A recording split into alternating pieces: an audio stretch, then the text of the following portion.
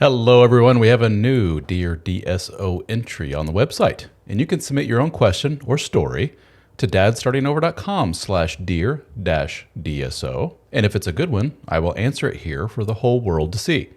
And this one comes from Jay, and the subject line is, "How should I feel?" Interesting.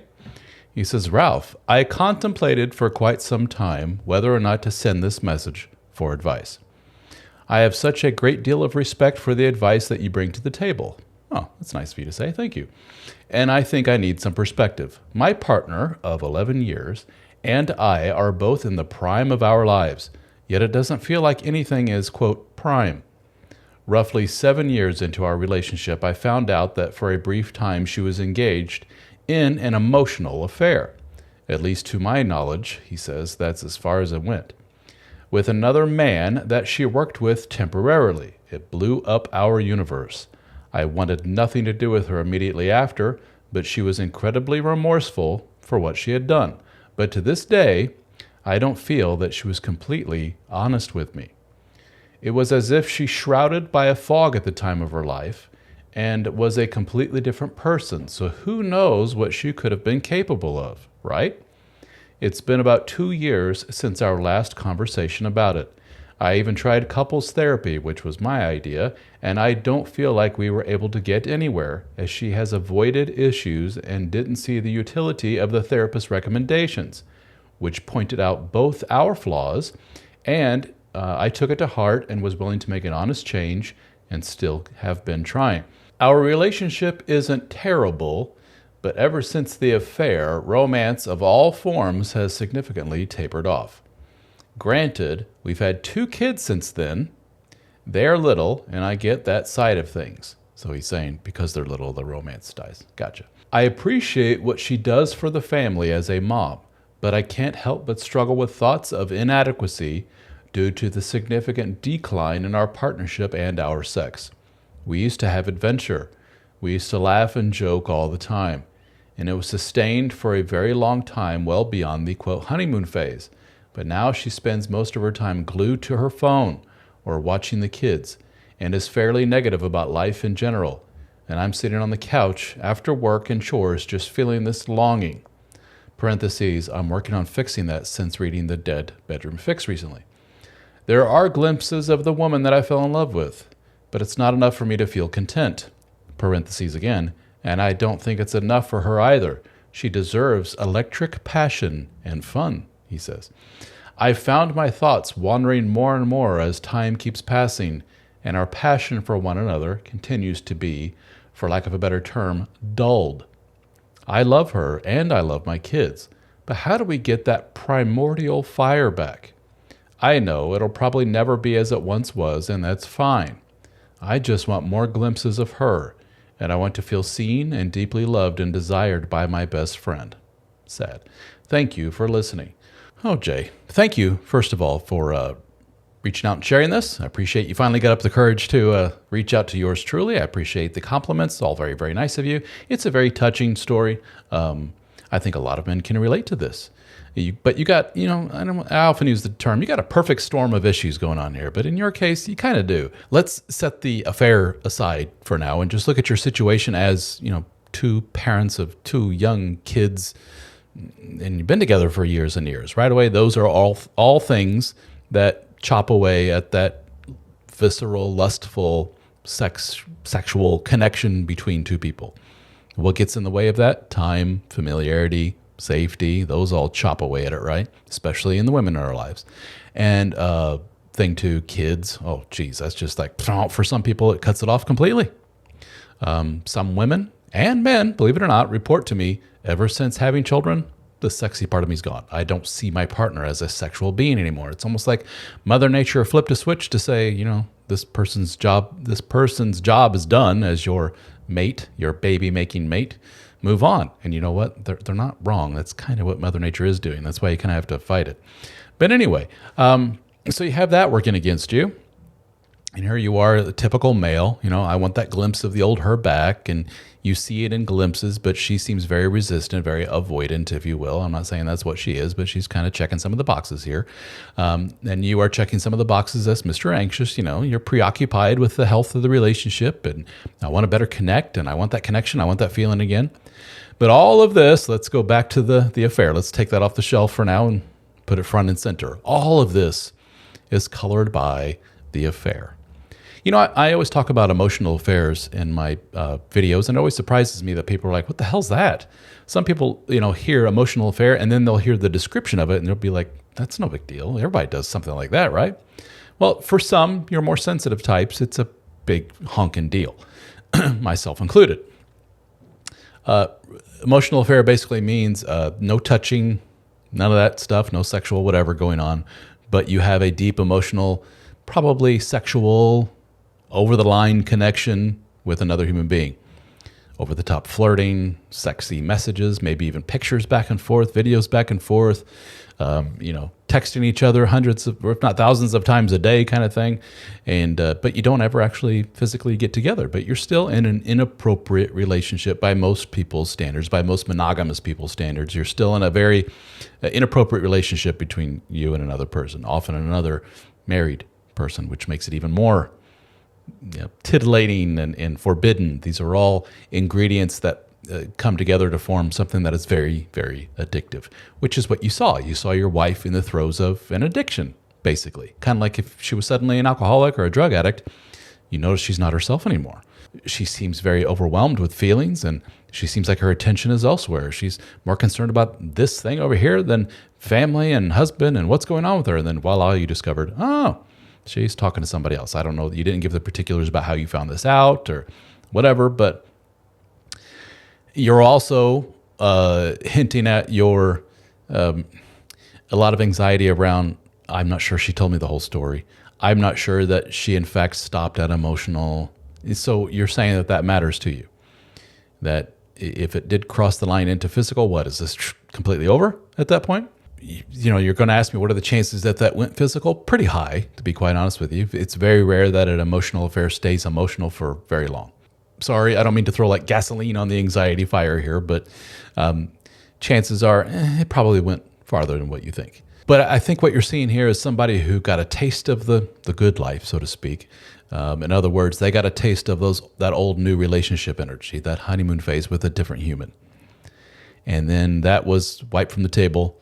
And now they're back to secure, safe, quote unquote, boring, typical, predictable relationship. And there's nothing wrong with any of those things per se, but when it comes to the visceral, erotic, sexual connection, and that bleeds over into emotional connection as well, with another human, you can't match what she had with the other dude when it comes to that category.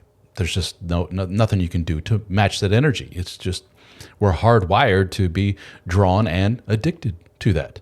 That's what got you and the wife together and connected so many years ago. You had that feeling too, and so did she. And then it naturally dissipated, as if Mother Nature again is saying, hey, your job is done here. And she found it with somebody else. It's not nice, it's not good, but it's not unheard of.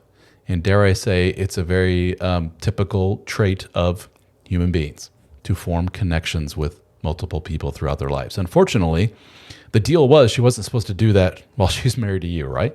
She was supposed to have boundaries in place between her and other humans to keep those kind of inappropriate connections from happening. So she's at work. Guy at work says, hey, you look awful hot today. She's supposed to say, that's very inappropriate. I'm married. Do you want me to go to HR and get your ass fired? Don't ever do that again. A lot of women don't because of, the agreeableness, personality trait, and they don't want to get in trouble. They don't want to cause a scene, whatever it may be. But for some people who lack those boundaries, that can very quickly lead to some not so good stuff, unfortunately. And it sounds like your wife gave you pretty strong indication of she's lacking in some of those boundaries. And probably with hindsight being what it is, you probably look back on your relationship and go, yeah, she hasn't had boundaries when it comes to a lot of stuff in her life. This is kind of, part and parcel for who she is. And you look back and go, well, no wonder she formed an inappropriate relationship with somebody else. I saw this coming a while back. So here she is, post-affair, She got a taste of the good life, so to speak. You know what I mean when I say that. And now she's thrusted back into the old faithful husband and 2 kids, little kids, and advancing age and all this other stuff. And she's escaping on her phone. She's trying to self-medicate, if you will. I'm glad you read the book, The Dead Bedroom Fix, which is basically a template for how to create the best type of atmosphere in your marriage from a male's perspective to elicit sexual connection between the 2 of you. Things that you can do as a man on your side of the fence. But as I say in the book pretty bluntly, you're only one side of the equation, dude. She has to be the one to say, I'm willing also to do this dance, this sexy dance, if you will, between the 2 of us. I'm willing to put down some of my barriers and allow that connection to happen. But it sounds like she's like, it ain't happening. Marriage counseling? Don't get much out of it. You want to do this? You want to do that? You're Mr. Anxious, reaching across the aisle, so to speak. Do you want to now? Do you want to do this? Read this thing? Watch this video? Let's go to counseling. And in some cases, it takes the old ultimatum, which is, I love your wife. I want us to be a couple. But ever since the dreaded affair, yes, I'm bringing it up again. I know you hate to hear it, but yes, I haven't gotten over it yet. Why haven't I gotten over it? Because of the following. Have this little speech prepared. I'm not happy with this, this, and this. Now, here comes the dreaded ultimatum. I am not happy with where we're at in this relationship. And here's why.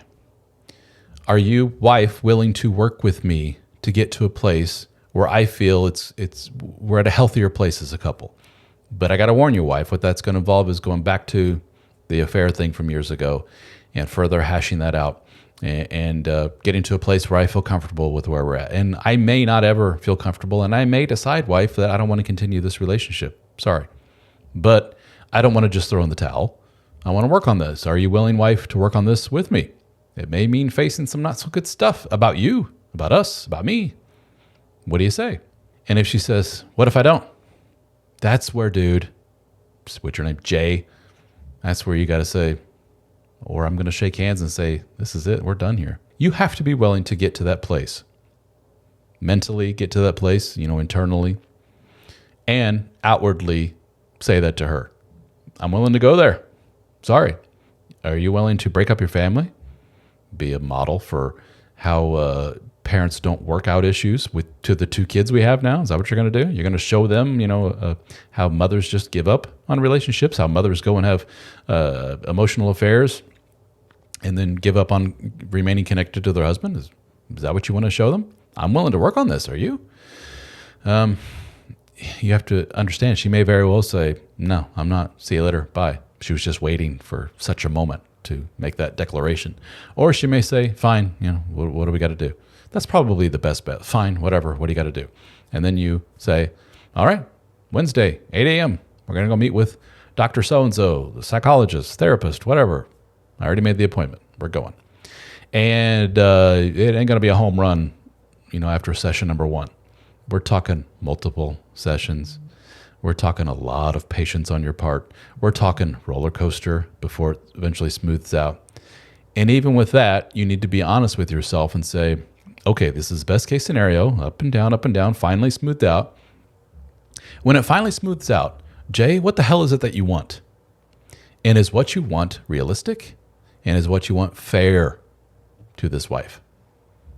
Does she have the tools in her toolbox to make that happen? I know she had it before, but buddy, that was so many years ago. That was a different chapter of her life. And unfortunately, we have this giant, stick of dynamite thrown in the whole thing with the affair guy. Ouch. Are we sure that's completely over? Are we sure she's not still been in contact with the guy? There's all these questions. They all have to be answered in some way. I don't know if that's possible, to be quite honest with you. Only you can decide. So the big question that you have here is, how should I feel? Dude, there's no shame in however you feel. That's why I say to a lot of people, it's okay to feel. People come to me and say, I have contempt, I have this, I have that, and no attraction to the spouse. It's like, it's okay. Dude, these feelings are there for a reason. Process them. Feel them out. You may very well say, I'm feeling a lack of connection, and I feel contempt towards her, and I feel disgust, and that's cool. Of course you do. Who wouldn't, right? So work through those things, with or without her. But how you feel is not the issue. It's what you do, what action you take. That's everything, buddy. If you want to, you can reach out to me and talk one-on-one, and we can work through this. Go to helpformen.com, go up to coaching, and you can see my profile as well as the profile of everybody else on the team. Somebody else may be a better fit for you. Or you can join our private men's group, the HFM Brotherhood. We have private discussion forums. A lot of guys have been in your shoes, trust me. We have live Zoom meetings. You get all my books at no extra charge, including the audiobook version of all my books at no extra charge, including Austin's book, which may be right up your alley, which is called Why Sex Ends After Kids. They want to check that out. We also get together in person. We have our 5th annual conference in the States coming up here soon. In addition to all that, you also get big discounts on that coaching that I mentioned. So it makes financial sense to join the group, get all those benefits, and get the cheaper coaching. All that together ends up being cheaper than if you were just get the one coaching session by itself, the public pricing. I know we try to make this as inexpensive as possible and easy for guys to join. We're trying to help as many men as we can. There are millions of you out there that just need a helping hand, a little boost over the wall. So check it out, helpformen.com and the HFM Brotherhood. But best of luck to you, brother. Keep in touch. Thanks so much.